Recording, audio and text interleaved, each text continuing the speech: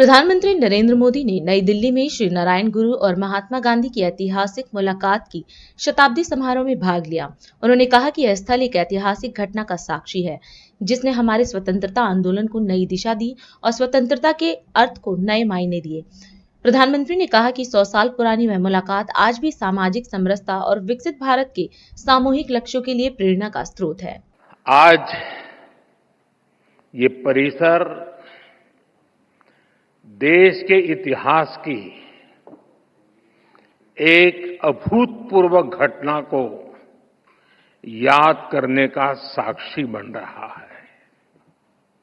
एक ऐसी ऐतिहासिक घटना जिसने न केवल हमारे स्वतंत्रता आंदोलन को नई दिशा दी, बल्कि स्वतंत्रता के उद्देश्य को, आजाद भारत के सपने को ठोस मायने दिए।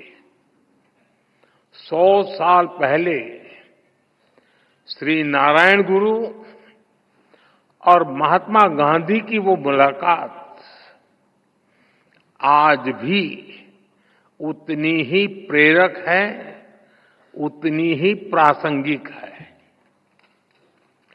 100 साल पहले हुई वो मुलाकात सामाजिक समरसता के लिए,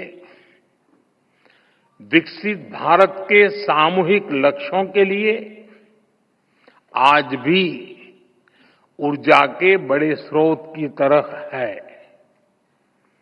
इस ऐतिहासिक अवसर पर मैं श्री नारायण गुरु के चरणों में प्रणाम करता हूं। मैं गांधी जी को भी अपनी श्रद्धांजलि अर्पित करता हूं। भाई बहनों, श्री नारायण गुरु के आदर्श पूरी मानवता के लिए बहुत बड़ी पूंजी है।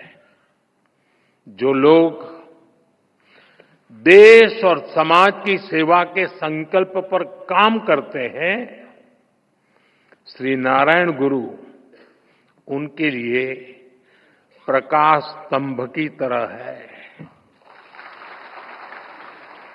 आप सभी जानते हैं कि समाज के शोषित, पीड़ित, वंचित वर्ग से मेरा किस तरह का नाता है,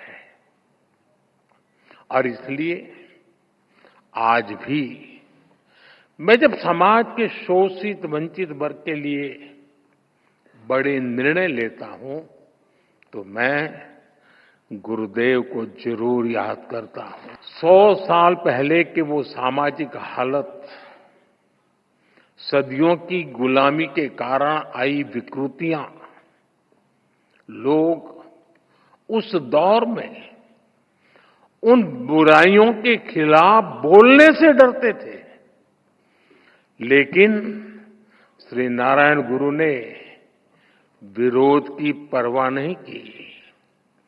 वो कठिनाइयों से नहीं डरे, क्योंकि उनका विश्वास समरसता और समानता में था। उनका विश्वास सत्य, सेवा और सौहार्द में था। यही प्रेरणा हमें सबका साथ, सबका विकास का रास्ता दिखाती है। यही विश्वास हमें उस भारत के निर्माण के लिए ताकत देता है, जहां अंतिम पायदान पर खड़ा व्यक्ति हमारी पहली प्राथमिकता है। साथियों, शिवगिरी मठ से जुड़े लोग और संत जन भी जानते हैं कि श्री नारायण गुरु हैं और शिवगिरी मठ में मेरी कितनी अगाध आस्था रही है।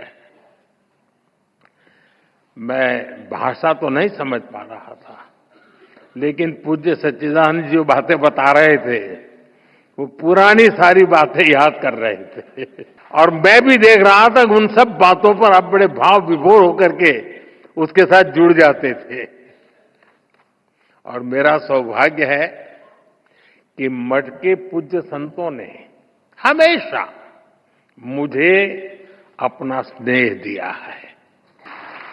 मुझे विश्वास है उनके आशीर्वाद, उनकी शिक्षाएं अमृतकाल की हमारी यात्रा में देश को रास्ता दिखाती रहेंगी। राष्ट्र